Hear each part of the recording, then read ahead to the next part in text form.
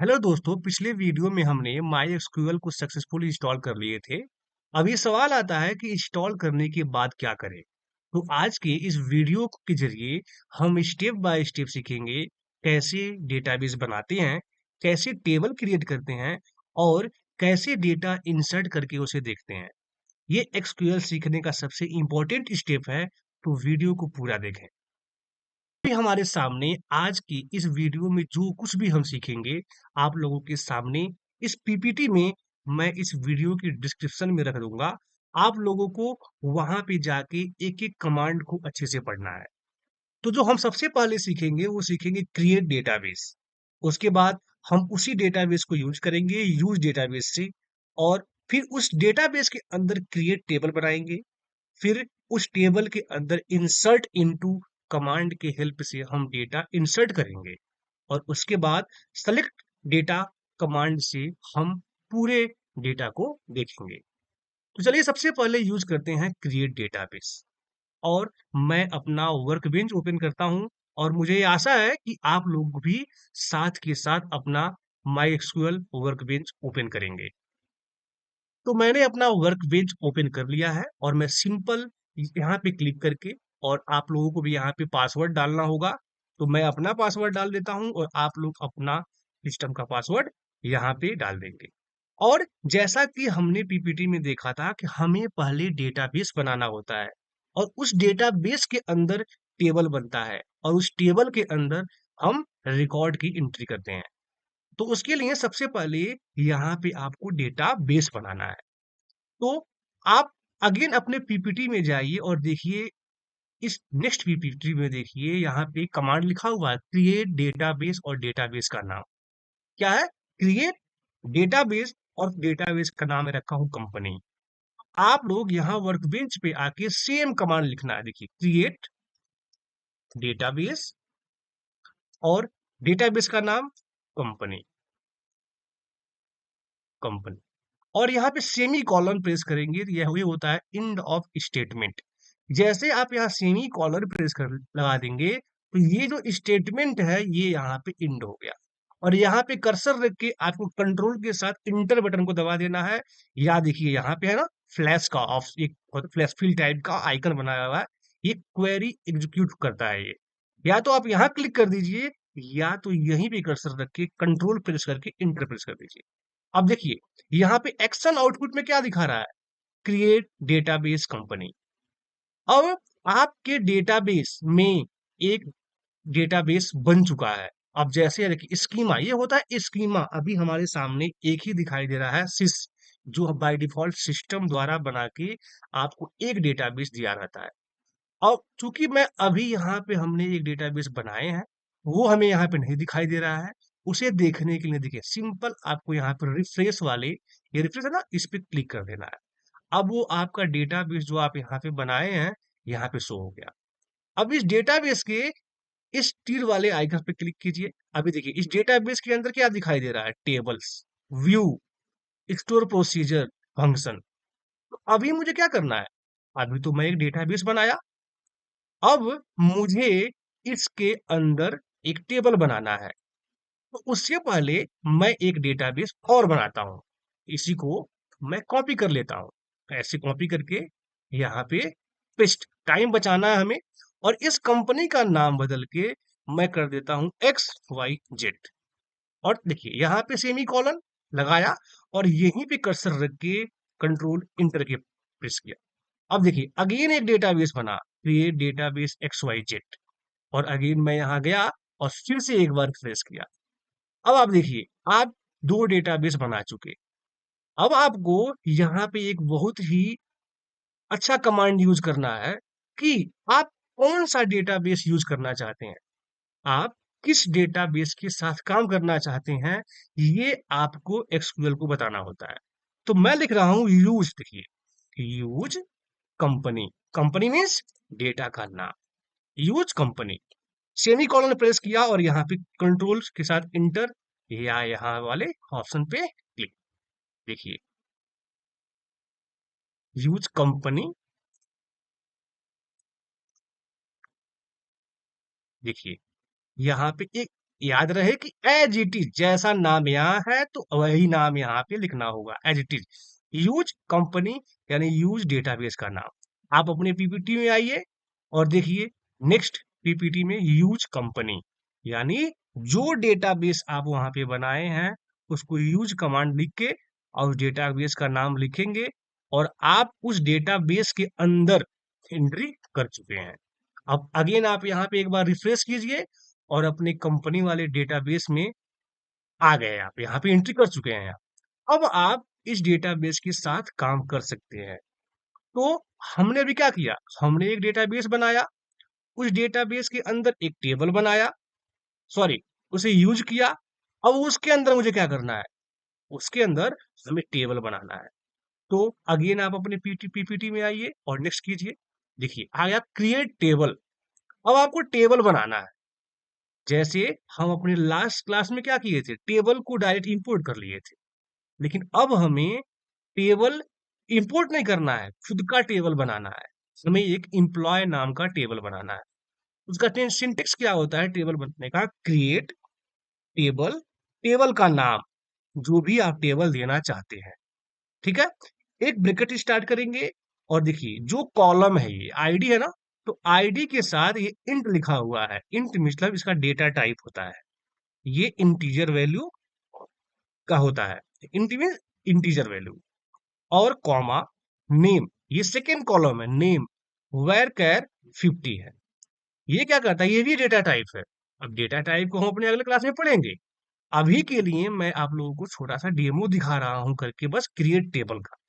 तो where char text भी include हो सकता है इसमें और नंबर भी हो सकता है, लेकिन मैक्सिमम लेंथ उसका 50 ही होगा। अगेन कॉमा लगाया और एक कॉलम और सैलरी, और सैलरी किसमें होता है, नंबर में, इसलिए यहाँ पे लिखा इंट, और ब्रैकेट बंद करके इंड ऑफ स्टेटमेंट। अंडरस्टैंड। अब यही चीज आपको यहाँ पे आके आपको अपने माई एक्सक्यूएल वर्कबेंच पे यहाँ पे टाइप करना है। तो अब हमें एक टेबल बनाना है। देखिए क्रिएट टेबल, टेबल का नाम देना है। अब वहां पे टेबल का नाम आप कुछ भी दे सकते हैं, मैं देता हूं एम्प्लॉय, एम्प्लॉय हो गया। अब हमें यहीं पे ब्रैकेट स्टार्ट करना है, और चाहे तो आप एक बार इंटर प्रेस कर सकते हैं, कोई प्रॉब्लम नहीं। अब आप देंगे यहाँ पे कॉलम का नाम, तो क्या देंगे आईडी, और आईडी किसमें होता है, नंबर में, तो इंट, देखिए इंट आ गया ना, इंट, इंट कॉमा एंटर।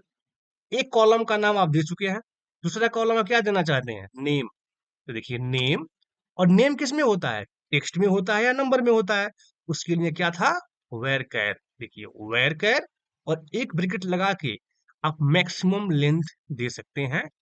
अभी मैं देता हूं 50। इस पूरे डेटा टाइप की बात हम करेंगे कि ये लेंथ कितना हो सकता है, सबकी बात करेंगे, लेकिन अभी के लिए आप यहाँ 50 लिख दीजिए, और इतना समझिए कि वेर कैर 50 लिखा हूं तो नेम का जो मैक्सिमम लेंथ होगा वो 50 ही होगा, 51 नहीं होगा। अंडरस्टैंड। अब कॉमा लगाया, फिर इंटरप्रेस किया।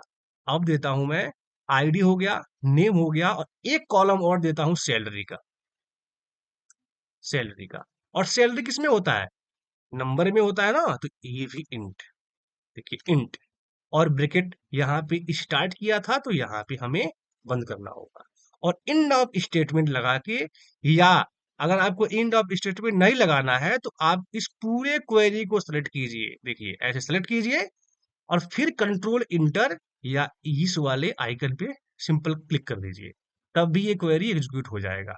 लेकिन सबसे आसान क्या पड़ता है, आप यहीं इंड ऑफ स्टेटमेंट लगाइए, और ये क्वेरी देखिए यहां से लेके जब तक इसे इंड ऑफ स्टेटमेंट नहीं मिलेगा वहां तक की क्वेरी को ये रन कर देगा। देखिए यहाँ पे कर्सर रखा और कंट्रोल इंटर, देखिए एक्शन आउटपुट में देखिए create table employ, ID int, name worker 50 और सैलरी इंट। आपके डेटाबेस में आपका पहला टेबल क्रिएट हो चुका है। अगेन आप यहाँ पे आएंगे स्कीमा पे और यहाँ पे रिफ्रेश करेंगे। अब देखिए टेबल के अंदर भी एक टेबल बन चुका है, मतलब हमारा जो डेटाबेस था उसके अंदर जो टेबल नाम का सेक्शन आता है उसके अंदर देखिए टेबल बन चुका है। अंडरस्टैंड? जैसे कि हमने बात किए थे कि पहले डेटाबेस बनता है, फिर उस डेटाबेस को यूज करते हैं, फिर उस डेटाबेस के अंदर हम टेबल बनाते हैं। टेबल बन चुका। अब हमें अपने टेबल को डेटा इंसर्ट करना है। ठीक है, तो अगेन अपने पीपीटी में आते हैं और देखते हैं नेक्स्ट हम कैसे इंसर्ट कर सकते हैं। देखिए, तो डेटा इंसर्ट करने के लिए देख क्या है कमांड, इंसर्ट इनटू। देखिए, इंसर्ट इनटू और उस टेबल का नाम, ठीक है, उस टेबल का नाम और वैल्यूज, और मैं आईडी दिया, नाम दिया और सैलरी दिया। ठीक है, तो ये हुआ सिंगल रिकॉर्ड ऐड करने का। पहले हम इसको ऐड करेंगे, फिर हम मल्टीपल रिकॉर्ड ऐड करेंगे। चलते हैं अपने वर्क बेंच में और देखिए यहां पे लिखा मैं इंसर्ट इनटू, टेबल का नाम क्या है ये, देखिए कॉपी, यही से कॉपी पेस्ट कर दीजिए ताकि टाइपो मिस हो ही ना। ठीक है, और यहीं पे वैल्यू, वैल्यूज।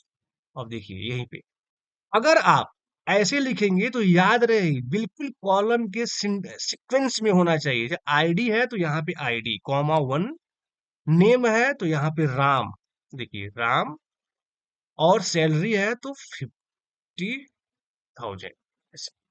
और सेमी कॉलन प्रेस करके इंटर प्रेस करेंगे तो आपका एक आउटपुट इंसर्ट हो जाएगा। आप देखिए एक्शन आउटपुट में आ गया, इंसर्ट इनटू एम्प्लॉय वैल्यूज ये।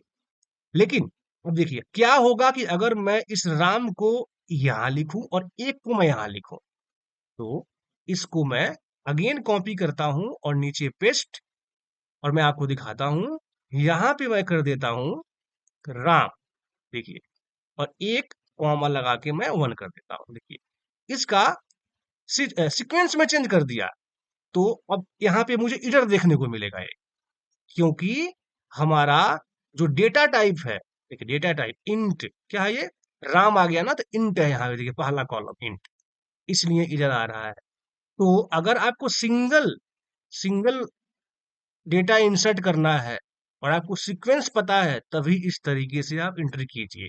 अदरवाइज मैं एक और इसके अल्टरनेटिव उपाय बताता हूं आप लोगों को। आपको सिंपल लिखना है इंसर्ट इनटू टेबल का नाम, टेबल का नाम लिखिए और उस टेबल के पूरे कॉलम को लिख दीजिए। जैसे देखिए इसमें कॉलम क्या है, आईडी, तो मैं लिखूंगा यहाँ पे आईडी, कॉमा, उसके बाद क्या है नेम, तो नेम, उसके बाद क्या है सैलरी, सैलरी, ब्रैकेट बंद, इंटर। अब यहाँ पे लिखिए वैल्यू, वैल्यूज लिखिए। अब वैल्यूज में, अब वैल्यूज में आप आईडी है ना, तो पहला आईडी डालिए 2, कॉमा, नेम है ना, तो नेम डालिए 4, और सैलरी कितना है जो भी डालना है, तो इस बार मैं कर देता हूँ 40,000। ठीक, अंडरस्टैंड? और यहाँ पे सेमी कॉलन और प्रेस इंटर, तब भी मेरा एक आउटपुट इंसर्ट हो जाएगा। अब अब इस कॉलम के जो नाम लिखे हैं उसके अकॉर्डिंग ये वैल्यू इंसर्ट होगा। अगर इस नाम को आप पहले लिख देंगे, जैसे अगर मैं एक वैल्यू और इंसर्ट करता हूं, इंसर्ट, देखिए अगर मैं इसको सिंपल लिख देता हूं एम्प्लॉय, एम्प्लॉय, देखिए अब मैं लिखता हूं पहले नेम, फिर आईडी, फिर सैलरी, वैल्यूज, देखिए यहां पे लिखता हूं मैं वैल्यू। अब नेम में क्या लिखना है हमें, नेम में लिखिए राम,